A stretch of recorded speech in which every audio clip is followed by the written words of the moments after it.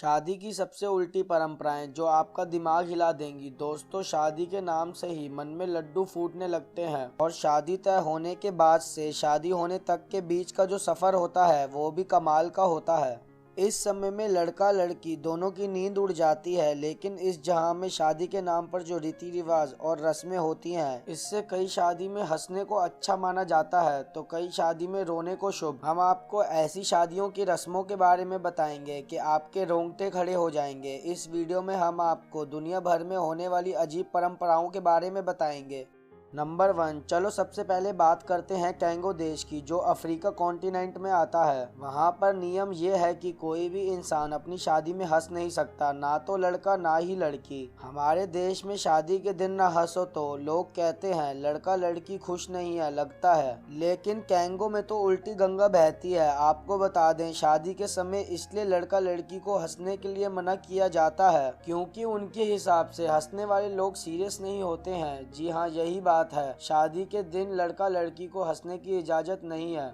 Number 2, दोस्तों, चीन और मंगोलिया में तूर नाम की एक जनजाति रहती है जो अपनी एक अलग परंपरा के लिए जानी जाती है। इस जनजाति के जब लड़का लड़की की शादी होती है तो उसके हाथ में चाकू थमा दिया जाता है। इस जोड़े को एक साथ चाकू पकड़कर मुर्गी के बच्चे को मारकर उसका लीवर देखना होता है। अगर उसका लीवर 100% तक स्वस्थ होता है तो उस प्रेमी जोड़े को बहुत शुभ माना जाता है। अगर चिकन के लीवर में कुछ प्रॉब्लम निकलती है तो इनसे तब तक मुर्गी का बच्चा कटवाया जाता है जब तक एक स्वस्थ लीवर ना मिल जाए। नंबर 3, अफ्रीका के कुछ एरियाज में इस परंपरा की बहुत मान्यता है। वहाँ जब किसी लड़का लड़की की शादी होती है तो लड़की की माँ पहली रात दुल्हन के साथ ही होती है। ऐसा इसलिए होता है, उनका मानना है कि पहली रात के दौरान दूल्हा दुल्हन पहली रात में तालमेल बैठा नहीं पाते, इसलिए तालमेल बैठाने के लिए और नजदीकियाँ बढ़ाने के लिए दुल्हन की माँ दुल्हन के साथ होती है।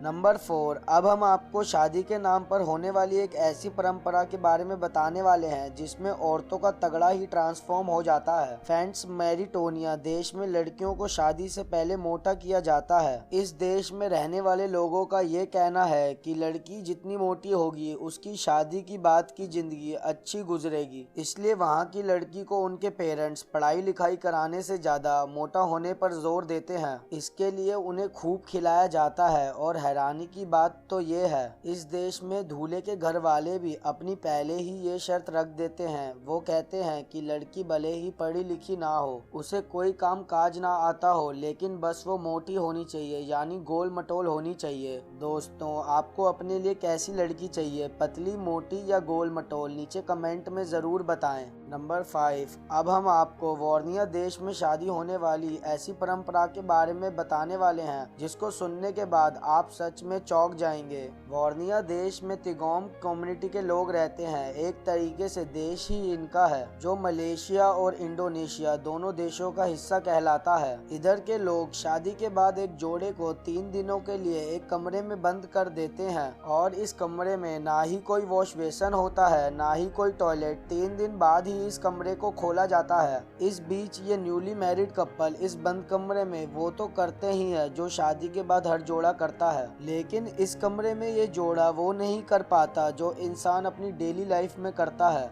नंबर 6, अब हम आपको शादी को लेकर दुनिया का सबसे अजीब रिवाज बता देते हैं। केन्या में मसाई जाति के लोग जब अपनी बेटी की शादी करते हैं तो शादी के दिन वो अपनी बेटी का सर मुंडवा देते हैं, जिसके बाद लड़की के ऊपर थूका जाता है। इसको वो आशीर्वाद कहते हैं। वैसे आमतौर पर थूकने को कहीं भी अच्छा नहीं माना जाता, लेकिन मसाई लोग अपनी परंपरा को सौभाग्य का प्रतीक मानते हैं। और साथ ही आपको ये भी बता दें कि इस समुदाय में सुहागरात से पहले ही दूल्हा अपनी होने वाली बीवी का चेहरा नहीं देख सकता। वीडियो कैसी लगी हमें कमेंट करके जरूर बताएं और वीडियो अच्छी लगी हो तो लाइक, शेयर एंड सब्सक्राइब करना ना भूलें।